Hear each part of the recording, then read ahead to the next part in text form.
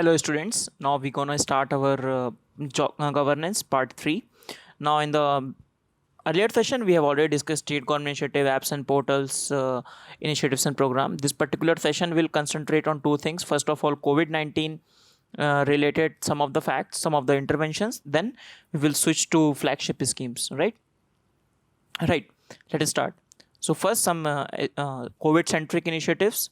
First one is COVID-19 National Teleconsultation Center. So from the name itself, you can see Teleconsultation Center. So what they will do, some sort of telemedicine facility. What is telemedicine in general? Now, if you would have personal experience in this COVID crisis, I personally had. So what happened? We have to have an appointment with the doctor. So what he did a video chat with us, right? Video chat with the patient. He described the problem. He told he what to do, and we bought the medicine, and that's it. So this is sort of telemedicine, like a very rough model how it works. So what is this? A multimodal telemedicine hub established at the AIIMS. So it is established at AIIMS. What it will do? So some expert doctor from various domains will be available 24/7 to answer different questions related to the COVID-19 patients. Okay, and obviously it will be conceptualized by the Ministry of Health and Family Welfare. Right, so around 34,000 patients have been catered to. Before starting this, I just want to mention few things. Majority of the initiatives that we'll see with COVID-19, first of all, obviously Health and Family Welfare Ministry will be associated. Secondary, you will see many of the initiative of DST, that is Department of Science and Technology, because to fight with COVID-19, we need many of the innovative solutions. Many of the startups are coming up. Government is incentivizing many of the startups are coming up to cater to the problem created by the COVID-19. Right. Similarly, you'll also see many of the initiatives from MHRD, especially related to this aspect only. So MHRD's innovation cell is coming up with many initiatives. We will see few of them today. Right. Okay. So these are the initiatives which were in the news in the March month. Okay. So now this CONET initiative, this telemedicine initiative, is also connected with the National Medical College Network. What is this? So it basically converges all the 50 medical colleges are the connected medical college connected with this particular network.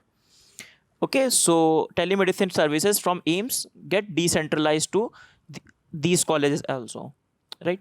So with it, so the head of the NMCN, that is National Medical College Network, is at Lucknow. So Sanjay Gandhi Postgraduate Institute of Medical Science. Okay, right.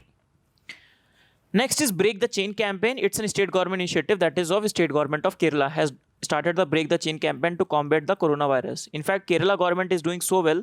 Kerala has the distinction of having the lowest mortality rate, lowest mortality rate among all the states, among all the area around the world which has the COVID-19 presence and showing the least mortality rate. Okay, in fact, Kerala was the state having few of the initial cases. It was right at the top, but now it is somewhere in 10s and 12s because it has really taken care of the situation there because of their already good health infrastructure plus their experience already which they had from the handling the crisis earlier, such as Nipah virus they have handled before also. So they had some hands-on experience before to deal with the crisis along with the health infrastructure there also well. Apart from that, the education of the people were more educated, so they contributed a lot to the Break the Chain campaign, right? They followed the lockdown strictly. With respect to the social distancing and the physical distancing norm, they followed it. And with this, next is Kavach initiative. So Kavach, the full form of the Kavach is Center for Augmenting War, War with COVID-19 Health Crisis. Okay, so this Kavach initiative is designed by the DST, Departments of Science and Technology, right? So it will support the startups. So it will give them the financial assistance and the fund which will so that they can come up with innovative solutions to control the COVID-19 and which are deployable in the market in the coming 6 months. Okay, so this will be the objective of the Kavach initiative, which is the implementing agency for this initiative. So the implementing agency for this initiative is Society for Innovation and Entrepreneurship, that is within IIT Bombay. There is one society named as SINE. Now this society works for SINE. Just one second. Within IIT Bombay, the society SINE, that is Society for Innovation and Entrepreneurship, This is a society within the IIT Bombay which works for it, right? Okay, so this is Kavach initiative. Now they will provide the funding to the startup. Now there are many conditions of the startups also, but those things are not important. Okay.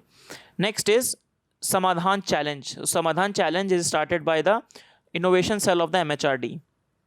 Okay, so what it will do, Samadhan means solution. So for student innovators, researchers, educators, startups, so they will invite the ideas and innovations that can contain the COVID crisis. Okay. Next is Lifeline Udan. So Lifeline Udan, you know, scheme of the MOCA, Ministry of Civil Aviation, not Corporate Affairs, Ministry of Civil Aviation. So the Lifeline Udan is so the use of this cargo and planes for supplying of the medical cargos and the essential supplies across the India. Okay, so during lockdown, supplying all these things, it is named as the Operation Cargo. Lifeline Udan. Now they work in a hub and spoke model. For example, so there are hubs. For example, they visited some hubs such as Delhi, Mumbai, Hyderabad, Bangalore, Kolkata, right? These are the hubs. Now from these hubs, they feeder such as Guwahati, right? Dibrugarh. So from there, they'll go from there Tiruvananthapuram. So these are hubs, 5 hubs they have decided. Then the feeders from these hubs. So for example, essential supply first with download here or get deposited at this place. Then from this place go to the different Chandigarh and all these places, right? Which will be the nearby one. So this is the figure from the time of the recording of the video. For example, around 556 5 flights have taken place, cumulative distance of around 153, more than 5 lakh kilometer distance the flights have covered. Just to give you an idea, not important for prelims perspective. Next is Fight Corona Ideathon. Now, before starting this class itself, I should have told you that, you see, we don't have any idea how this COVID-19 will be covered in the newspaper, in the exam, whether they'll ask initiatives or not, or what they'll do. So our idea is to cover the majority of the important initiatives that are being taken. Obviously, these ideas will be in the news for the coming 2 to 3 months, and that is why in our prelims exam, we should cover it in such a way. Now, many of the initiatives are taken on an ad hoc basis.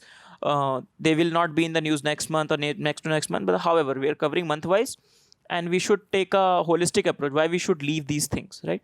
If they are in the news, if they are in the PIB, then we should remember it, right? Going ahead. So Fight Corona Ideathon. So Ideathon is basically what? Like a marathon, like many of the cyber thing we have seen, hackathon, where some stakeholders are invited and they are given a challenge to find some solution to a problem.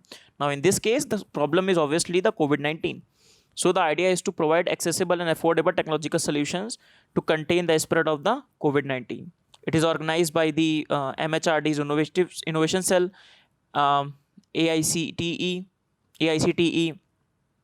right, and other partners, Forge, like other partners. Okay. Next is Project Stay 1. So Project Stay 1 is basically stay isolated. I means Project Stay I, sorry. So I stands for isolation. So Project Stay is basically Apollo Hospitals initiative along with the other corporates such as Hindustan Unilever, State Bank of India, Desert Bank, Oyo Rooms, and some initiatives to make some isolation wards. 5,000 isolation wards they are making. Okay. So Mr. Sanjeev Mehta from Hindustan Unilever acknowledging its contribution. Next is National Center for Disease Control. This is not COVID centric, but however it was in the news because of the COVID-19. So what is this National Center for the Disease Control? It comes under the Indian Directorate General of the Health Services. Okay, Directorate of the Health Services under Ministry of Health and Family Welfare. So it's a nodal agency for disease surveillance, facilitating prevention and control of the communicable diseases. For communicable diseases, and obviously COVID-19 is a communicable disease. So this becomes one of the nodal agencies to work for the COVID-19 relief. So previously it is known as the National Institute of the Communication Disease, and 2009 the name changed to it, right? So it undertakes the investigation of the disease outbreak in the country, headquartered being in New Delhi. Next is Technology Development Board. So the Technology Development Board is a statutory body under Technology Development Act 1995. So it's a statutory body under DST. So why they are in the news? They obviously called for some technological initiatives to fight the COVID-19. Okay, I've kept all the initiatives, all the institutions that were related to COVID-19 under one place. Okay, so the idea is to promote and commercialize the indigenous technology and adaptation of imported technology to the wider application. This is the common objective, not related to COVID-19. This is the objective of the Technology Development Board, right? So it encourages the enterprises to take up the innovative technology-driven products and provide the solutions to the problem of the problem which is coming up, right? Okay, so it provides some capital and the loans to the industrial concerns and the financial assistance to the research and development institutions as well. Next is PM Cares and the fight, the controversy between PM Cares and this one, Pradhan Mantri National Relief Fund. So controversy between these two funds, we will study that, and what is the basic difference, and basically both are on the same lines, so small differences are there. Let us start with PM Cares. So the idea of the PM Cares has the Prime Minister himself have said. So the idea of the PM Cares have come and people have asked for that we want some place where we can donate. Actually, they had a place to donate, but they asked for the PM to come up with an appeal. Sort of the PM should show the way that this is the way you can support a government, and by giving some money away, right? So PM Care Fund was established. It's a public charitable trust. Okay, it's a public charitable trust with the PM as its chairman. Okay, so it is registered as a trust. Now, Prime Minister is the chairman. However, the other members also includes the Defense Minister, the Home Minister, and the Finance Minister. So there are other members as well. Okay, so not only the Prime Minister, but also other people are there. And the payment can be done through many things, including the UPI app. Right? Okay, let's come to few details. So, Ministry of Corporate Affairs, some CSR controversy was there. That the Ministry of Corporate Affairs has said that the contributions companies can make contributions to the of their CSR to this PM Cares. Now, the controversy was that the CSR cannot go to the state funds, state relief funds. Okay, it can only go to the PM Cares. Okay, that is one of the controversy. The states have shown some of the reservations on that. Okay, so fund enables micro donations. For example, very small donations can be made depending upon the capacity of the people. Okay, now this is what one of the difference with the Prime Minister National Relief Fund. So in the PMNRF, the funds from the CSR cannot be taken. Okay, the CSR should not be allowed to use the fund because, just one second, CSR expenditure facility not provided to the PM National Relief Fund or CM's Relief Fund. Okay, it goes against the previous guideline stating that CSR should not be used against the government scheme, because one of the panel has said that in giving the money to these funds will be, it will lead to the double incentive to the companies. Okay, for example, the money given to the PM Cares is exempt from the income tax under Form 80G. So some sort of exemptions are given in the income tax. So you can include those exemptions. The money you are giving to PM Cares, it's excluded from the income tax. For example, I'm giving example. For example, one of the actors have said that I'm depositing 50 crore to the PM Cares. Now he falls, for example, into the highest bracket of the income tax. Now, for the 25 crore that he has given for the fund, he will not give tax for that. So from his income, this money will be deducted. Okay, so he will not have to pay tax for this. It is tax free. Then we talk about Pradhan Mantri, that is Prime Minister National Relief Fund. So this fund is given in the time of the national calamities, natural calamities, as well as accidents. For example, the recent unfortunate accident of the migrants being killed on the in Aurangabad. So the Prime Minister out of the National Relief Fund has given 2 lakh rupees. Similarly, in a recent cyclone, Prime Minister has also given the money from the National Relief Fund. Okay, so remember that first of all. Now, the fund can also be used to help with the medical treatment like kidney transplantation, cancer treatment, and all this. Okay, and when the PM National Relief Fund has started, it started in 1948 when the Prime Minister Nehru to assist the displaced person from the Pakistan. So those who are displaced from the Pakistan, which do not have any assets in India, so the money given for their relief. Okay, so the fund consists of entirely of the public contribution. There is no budgetary support, similar to the COVID-19 also, similar to PM Cares also. There is no budgetary support from it. Okay, all the contribution comes from the people. So same is that. This is the section 80G of income tax that I was referring to. So same thing that is in the PM Care, same thing applies to Pradhan Mantri National Relief Fund as well, Prime Minister National Relief Fund as well. All the disbursement are made from the approval of the Prime Minister. For example, how the money of the PM Cares or PM NRF will be used is that up to the discretion of the chairman of the trust, that is Prime Minister. However, in the PM Cares we will see there is one difference. We'll see how. Okay, so it accepts voluntary contribution from all the trust institutions and all this. So there are some FAQs with respect to Prime Minister National Relief Fund. Now FAQs with respect to PM Cares are also expected any day. So first of all, who heads it? The Prime Minister heads it. Second, how is it is administered? So Joint Secretary to the Prime Minister acts as the Secretary of the fund. So he is responsible for that. How many money? So for example, 2018-19, around 500 crore have been deposited. Now around 3900 crore unused money is already there in the Prime Minister National Relief Fund.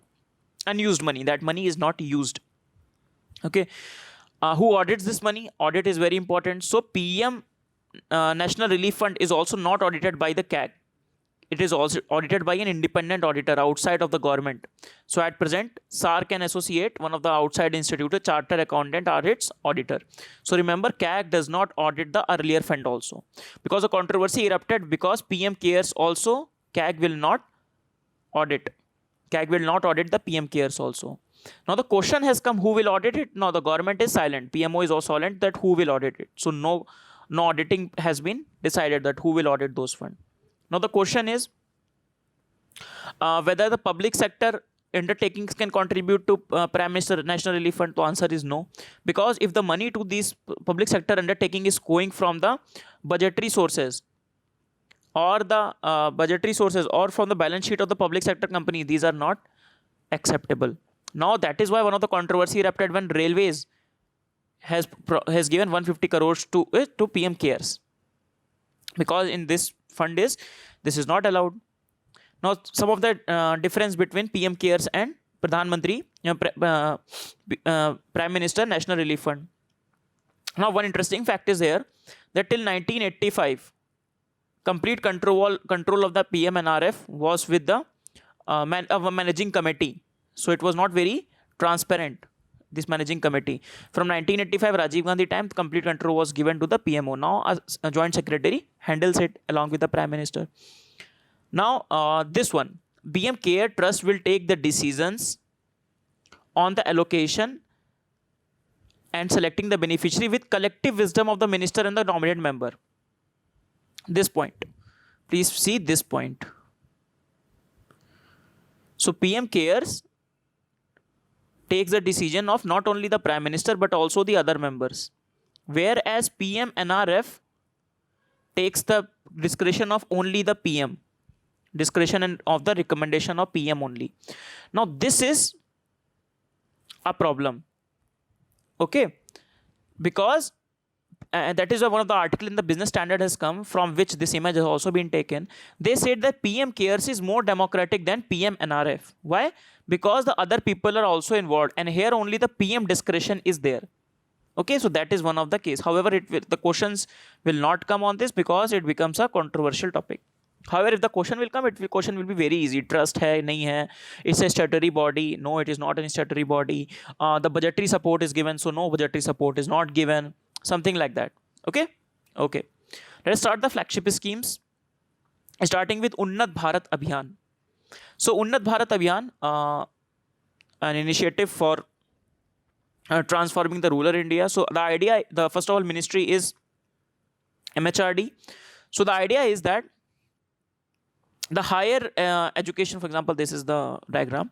So the higher some of the institutes, the participating institutes will help these rural areas These higher education institutes such as like IIT, IIMs or NITs and other institutes will help these rural areas to come up with, to help in this human development as well as sustainable economy.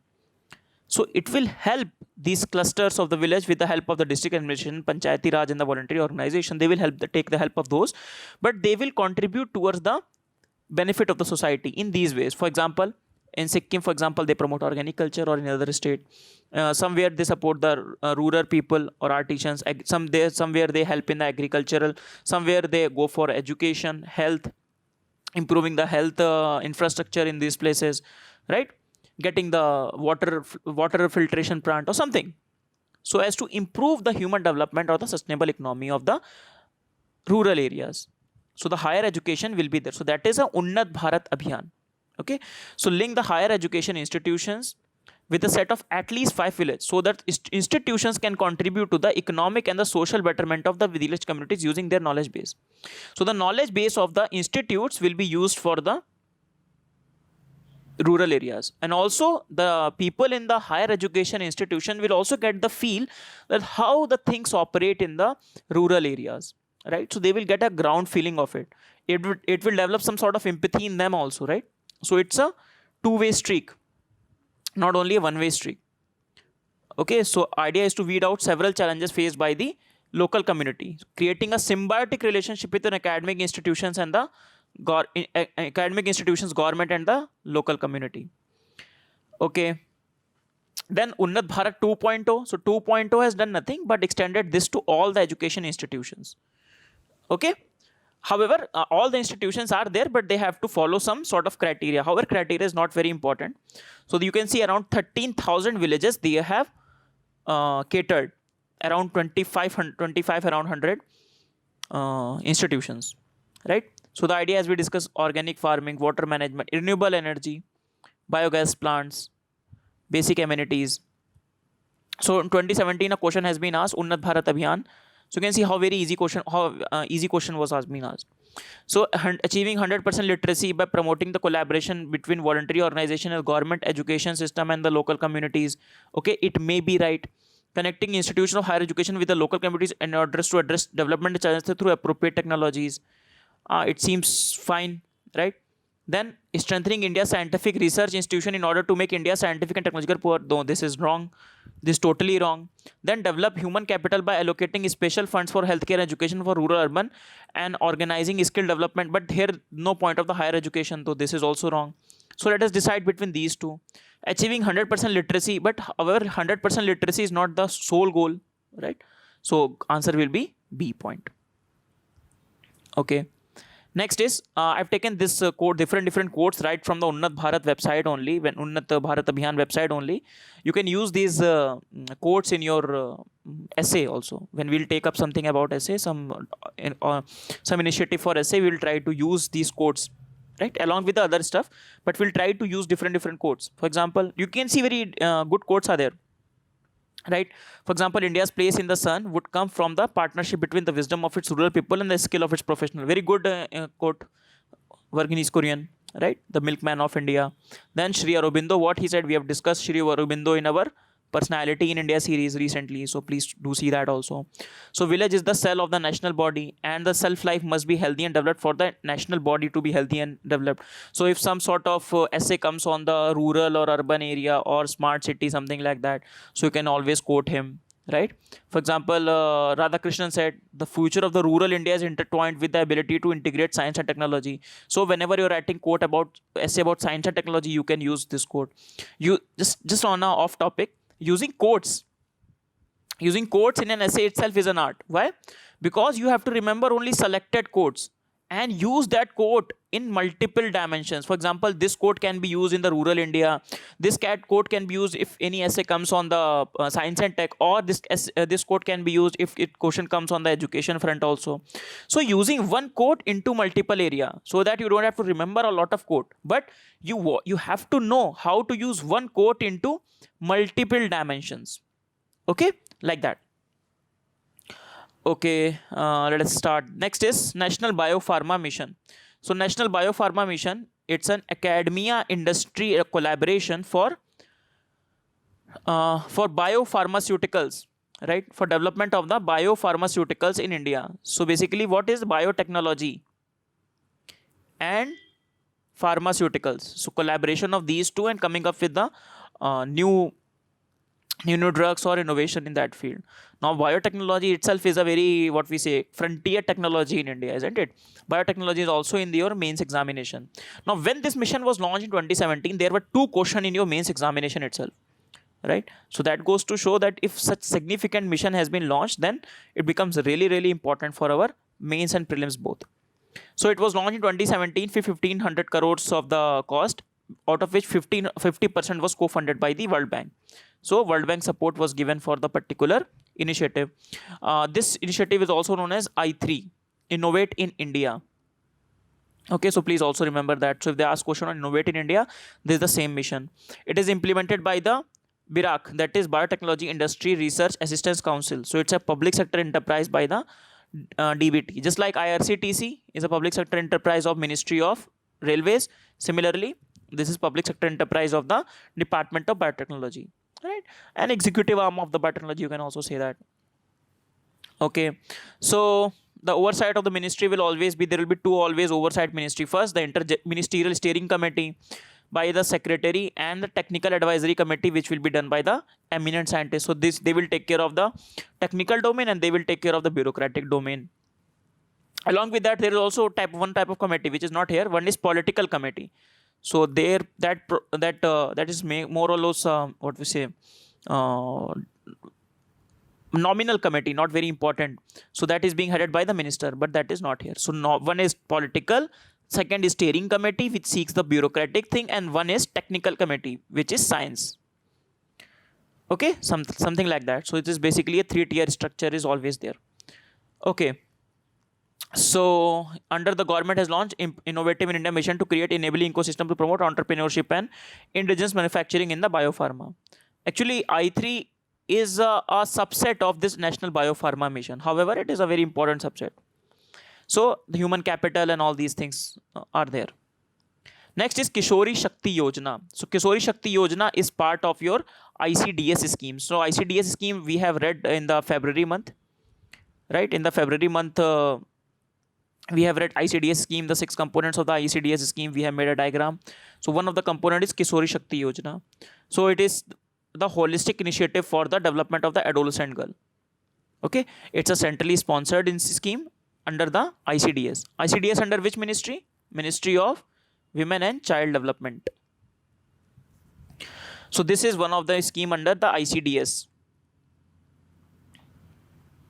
Okay, a scheme for the adolescent girls.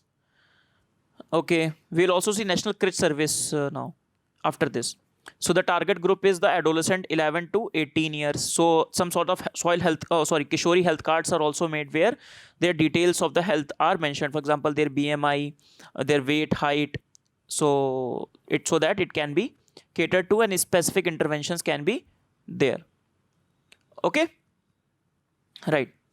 Next is National Crèche Scheme. So this particular crèche, an institution or place where the children are there if the mother is working, parents are working. So they leave the child there. The child is provided with multiple services in the crèche and the parents pay the money for it. Okay, the National Crèche Scheme is under the ICDS. Why? Because you have seen many of time, you must have seen many of the laborers who are working in the construction field. This is one of the examples. Their child being there also along with them on the construction site. Now, first of all, it is a occupational hazard they face. For example, they can face problem for anything happens in that place, or they consume something which is hazardous to them. If they are in the COVID, if they are in the crèche, then they not only be fed but also be taught also. So providing a crèche service is a part of the child development, isn't it? So that they don't have to be with the laborers, or you can see from the other perspective, or the laborer has to spend all the day home because they have a child. So it reduces their income. However, they will not compromise on that and they will go to the work, so they will take their child along with them. So this is how they lose on the education, they lose on the education part, they lose on the nutrition part, and a lot of problems, because many of the conditions may not be very good for their being at the construction center.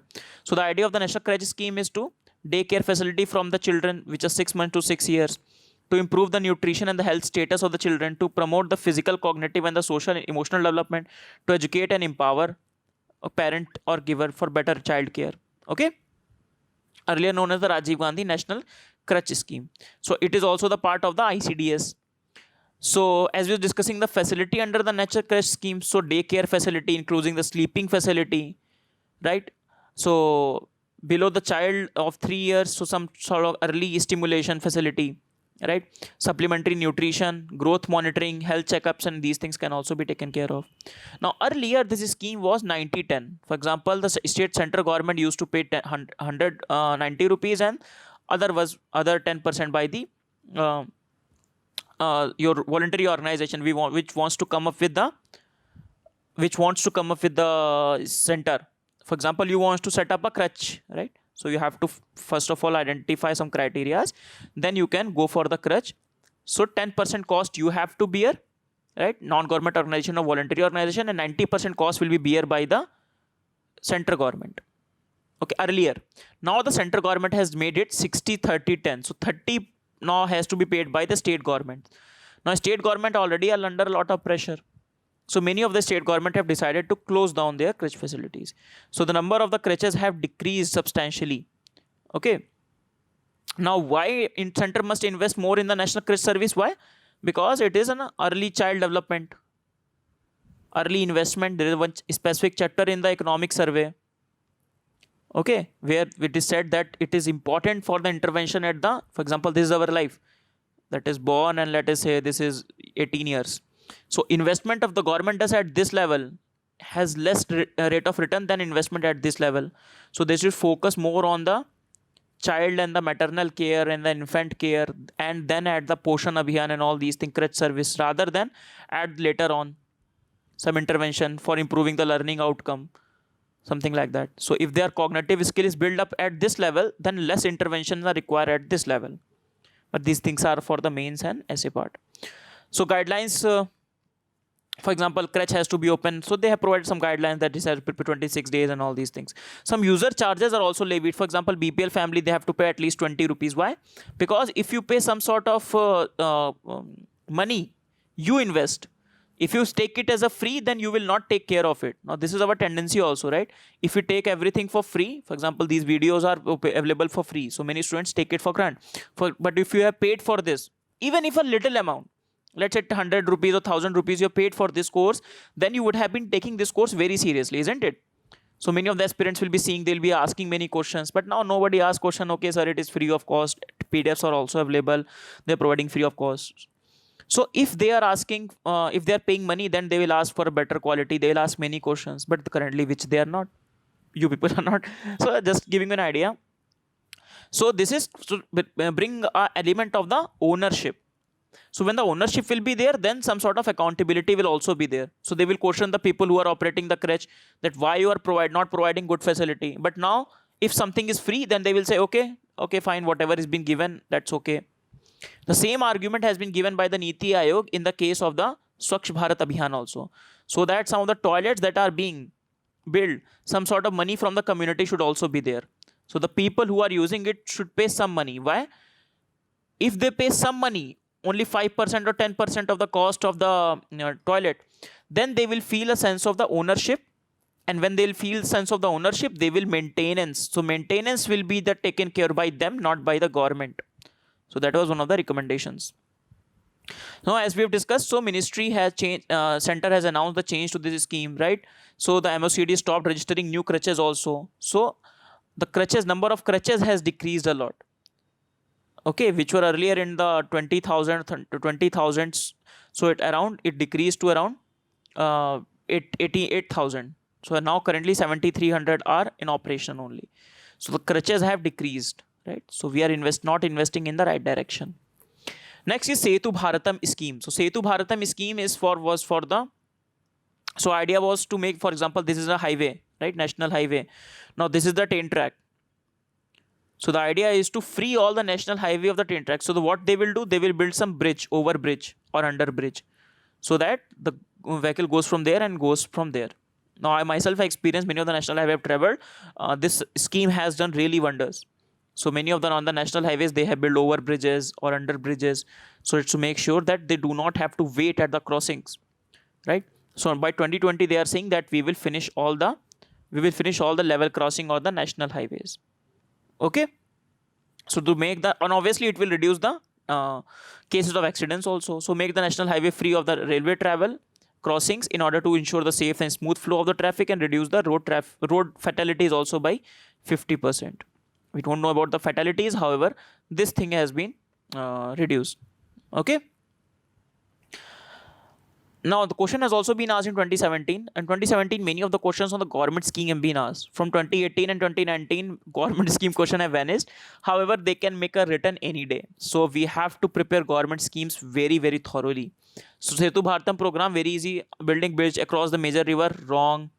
Building bridges for safe and seamless travel on national highway, right. Connecting coastal area, no, this is Sagarmala initiative, right. Training of the highway engineers at the entry and service level, not important. So very easy question. Next is MP LATS, very important scheme. This year for mains also it becomes very important. Obviously every year in mains MP LATS scheme is very important. So it started in 1993, center sector scheme by the Ministry of Statistics and Program Implementation. So remember, first of all, the specific ministry where it is involved, right. So every year 5 crore rupees were being given. Now some of the guidelines that are there for elected MP of Lok Sabha, so they have a constituency obviously, so they can recommend work in their respective constituency. Now Rajya Sabha member, they are from the particular state, so they can recommend work anywhere in their state, no constituency they have. Then nominated member, they do not have the state or the constituency, so they can select work implementation anywhere in the country. Okay. So for example, for COVID-19, some amendments have been done for the guidelines. So they have allowed the MPs to provide money for the corona. So they have provided MP LAT money to the fight the corona. These people, many of the MPs, right. So the amendments, as we discussed, the amendment has done in the MP LAT scheme to recommend the funds to purchase of the medical testing and the screening equipment for the government hospitals related to the in their respective constituencies. Now the government has suspended MP LATs for 2 years. For 2 years they have suspended. Why? To reduce the money. For example, around 800 MPs are there, right. So 2 crores for 2 years, they will be saving a lot of funds. Okay. So around 8,000 crore money or more will be, they'll be saving. Now the many of the opposition have slammed the decision of the MP LATs. Now MP LATs have been in a controversial scheme. First of all, we'll see some of the more specific details of MP LATs. Now this fund is not at the disposal of the MP. However, they are not the one who are doing the things. Doing the things will be done by the executives that are there in the form of the district magistrate or district collectorate. Okay. So the funds are released in the form of the grant directly to the district authority on the receipt of the requisite document, so that they will take care of the topic. So they will be the people who will select the contractors, they will get the work done, and the money will be paid by the particular fund. So it is not the MP who is doing the executive work. He is only the recommendatory in nature, first of all. Secondly, many of the details, for example, MPs have recommended every year to spend around 15% of their money to the SC area, SC population, and 7.5% for the ST population. However, it may happen that many of the places this much tribal and scheduled caste population is not there. So what they will do for the vice versa thing. Okay. For example, ST population is not there, then they will for the ST population, the same amount of money they will go for the ST population, or if the ST population is not there, they will go for the scheduled caste population. So it will be settled there. The MPs can also, in the calamity of the severe nature, they can recommend work up to 1 crore for the affected district also. So they can concentrate their money in a particular area also, going beyond the previously guidelines. Secondly, they can also recommend some money outside of their constituency, around 25 lakh rupees also. Okay. This is also allowed. So MP lad is suspension and why it must go. Now, second ARC and many of the committees have recommended that MP lad should be abolished. Many of the arguments have been given that why MP lad should be abolished. One of being, for example, this particular article gives a 5 arguments why MP lads need to be abolished. I'm thinking to discuss it in one of the Explain It session. So I'll cover the main point of view as well, that why MP lads has to be covered. One of the point being that it leads to the formation of petty assets.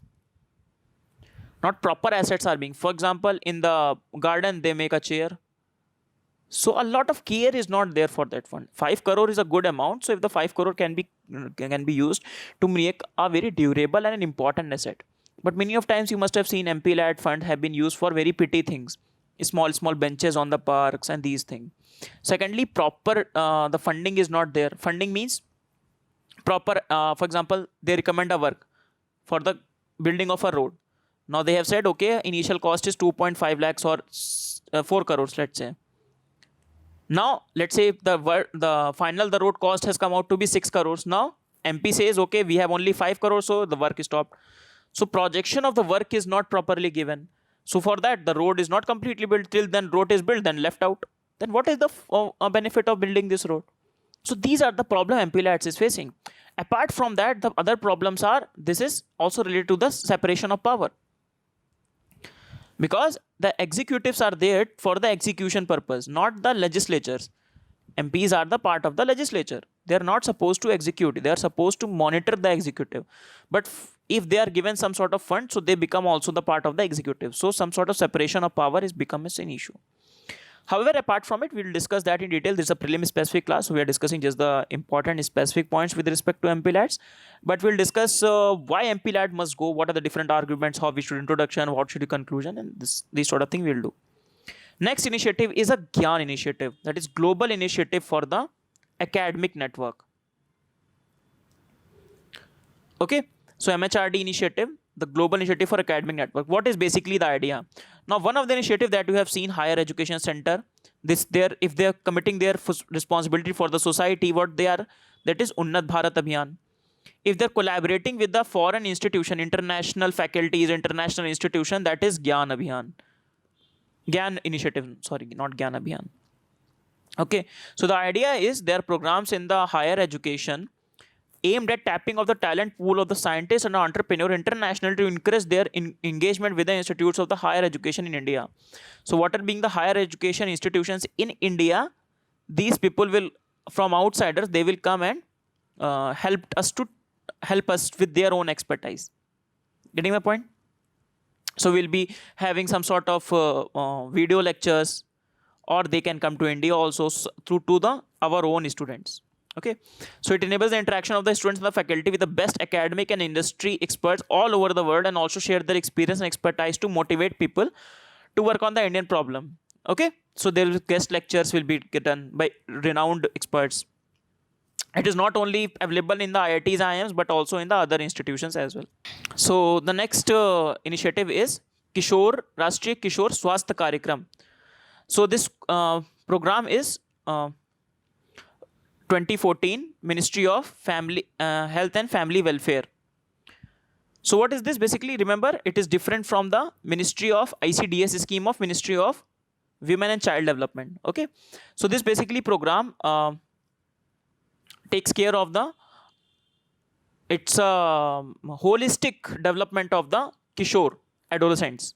Okay, so what we say, adolescents do not have the autonomy or agency to make their own decisions because the age is around 10 to 19. So this particular program takes cognizance of it and involves the parents and the communities. The focus is basically on the paradigm shift from the clinic-based service, right? So clinic-based service means you have a problem and you go to the clinic. Rather, the problem is focused on promotion and prevention of the reaching to the adolescent in their own environment, such as school, families, and the communities. So reaching out to the adolescents in their own communities rather than going to the clinic-based system, right? It also includes the adolescents, including the lesbian, gay, bisexual, and transgenders. Okay. Okay, so what are the intervention? From the intervention, you can see what they're trying to achieve. So nutrition, substance abuse, violence, mental health, injuries, reproductive health, right? So the objective are healthy lifestyle, mental and emotional well-being, not only physical well-being, reproductive and the sexual health, substance misuse, improved nutrition state and violence free living. Okay, so this is Rashtriya Kishore Swasthya Karyakram. Next is Mahatma Gandhi Bunkar Bima Yojana. So from the name itself, Bunkar, that is those who are in the handlooms. Bima Yojana means insurance scheme. So Ministry of Textile is the agency for it, the ministry associated. So it provides the enhanced insurance covered for the handloom weavers in the case of the natural or the accidental death, in the case of the partial disability as well. So all the weavers who are from the age group of 18 to 59 are eligible for it. Some other conditions are also there. So the premium around 470 is the premium, out of which half of the premium around is paid by the government. The claim benefit is by the LIC and the claim goes directly to the bank accounts. Okay, so they organize. The government also organizes some sort of awareness campaigns and things for the handloom cluster, for creating awareness among the people, right? Many of textile also regularly organizes awareness campaigns through Weaver Service Center, right? So this is fine. Then eligibility, one point you just keep in mind, the at least 50% of the income should come from the weaving. Okay, so this is the minimum criteria for which you can avail this scheme, right? Next scheme, I think this is the last one, Deen Dayal Upadhyay Gramin Kaushalya Yojana, right? So the name is Gramin, that is rural, Kaushalya means skill, and Yojana to scheme, that's a scheme. So the Ministry of Rural Development scheme, first of all, part of the National Rural Livelihood Mission. So the idea is to transform the rural youth into an economically independent and globally relevant workforce.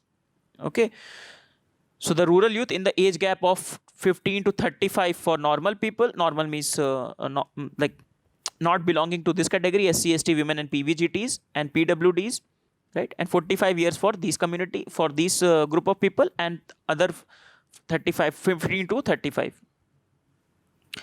So some sort of they provide funding support for placement linked skill project. For example, they provide guaranteed placement for at least 75% trained, right? They have a specific program for Jammu and Kashmir and LWE. So Jammu and Kashmir is known as Himayat and LWE is known as the Roshni. The same program, similar program, but different name. More focused, right? So demand-led skill training, that means you go and you say, I want to do this, then they will provide specific training for that, not the vice versa. For example, they are providing 6 types of training. Now you have to adopt one of them. This is not like that, at least on the papers. Mandatory coverage to the socially disadvantaged group. So SC, ST 50%, minority 15%, women 33%. So some incentive for job retention, career progression, and the foreign placements are also there. These things. So why it is on the news? Because National Institution of the Rural Development and the Panchayati Raj has taken some sort of portal. So they will assess the data-based scrutiny of this particular scheme. Okay, right. So there are basically third-party assessment and certifications are also there. So there are three-tier implementation model at the national level. So national level model does at the policy making technical support. Then at the state level, so supporting the implementation, and finally the project implementing agency, those who are implementing the project at the grassroots level. Okay, so 3-tier structure is there. Next is QS World. I think, yeah, that was the last one in the flagship schemes. Not 2 more things are there. First is QS World University Ranking. So what is this QS World ranking? So this is one of the ranking, very important and very respectable rankings done of the universities of world over, so as to rank them on different parameters. Okay, so for example, so what about the Indian universities in this particular ranking? So no Indian university is among the top 50. So it takes care of the 5 criteria basically. Under 5 criteria, they rank the universities. And one is the general criteria, average of all these. So we have done in in one criteria. So for example, we have done well in this one, engineering and technology. In other places, we are not doing really well. Okay, so these are the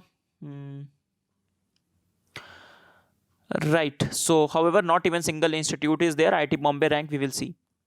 So this is which is the top one? MIT, Stanford, Harvard, Oxford. Top 3 are from USA. Then about India, from 2020 rank, if you see. So IIT Bombay improving over the years, but 152. IIT Delhi decreased 182. Then IIT Bangalore 184. So some of the institutes are there. IIT Roorkee, my institute 383. Okay, so it's still a lot of work to be done in the higher education sector. Next, the final, I think this is the final one, that is Mission Aradhram. Aradhram. Okay, so this is a Kerala's initiative. That should be in the case state government specific initiative, but I forgot to mention it there. So the Mission Aradham. So the idea is to create a people friendly health delivery system in the state. So improving the health infrastructure.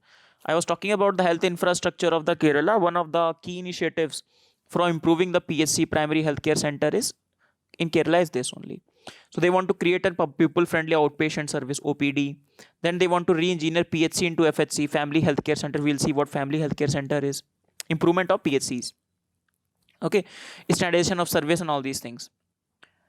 Okay, so PHC makeover. So when you are writing about PHC, because PHC are said to be the doorways of our health system.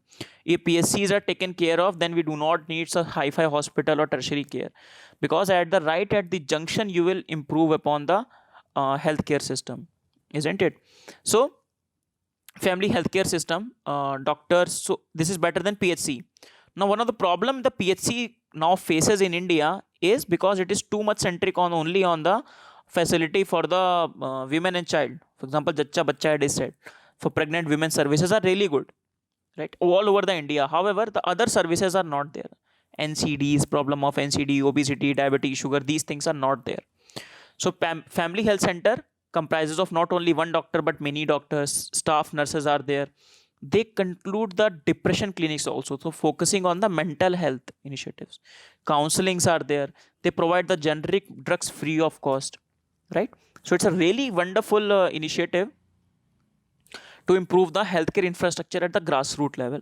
Okay, so remember, it is by the state government of Kerala. So with this, we finish our class, relatively long class. Let us revise it out. We started with the COVID-centric initiative. We started with the COVID-19 National Teleconsultation Center. So AIMS, it is established as the AIMS, connected to the National Medical College Network, being headed at the Lucknow. Then Break the Chain campaign of Kerala. Then Mission, this is right here, Mission Aradham, that is improving the PHCs of Kerala.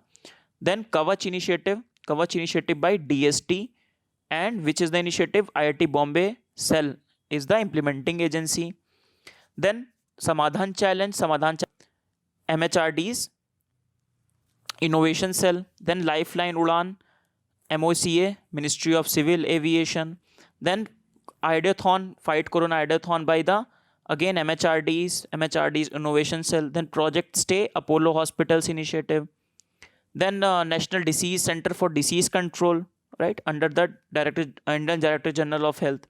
Then Technology Development Board, statutory body helping the enterprise to come up with the technology based solutions.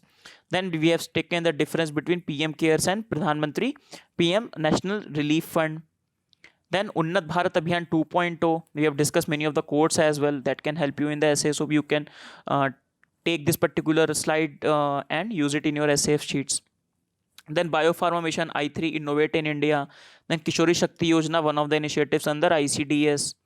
So one of the initiative other ICDS we have seen, National Crash Service Scheme. Then Setu Bharatam scheme, right, highway scheme, highway making free of the level crossings. Then MPLAT scheme detail, we have seen many of the things. Then Gyan initiative, connecting higher educations to the international exposure. Then Kishori, Rashtriya Kishori Swasthya Karyakram, that is by Ministry of Health and Family Welfare and holistic development or holistic help to the adolescents. Then Pradhan Mantri, Mahatma Gandhi Bunkar Bima Yojana, so Ministry of Textile, like DBT payment. Then Deen Dayal Gramin Kaushalya Yojana, and finally QS World University ranking. Okay, right. So with this we finish our March month governance. So with this we finish the governance session of first. We have finished February month. Now we have finished the March month.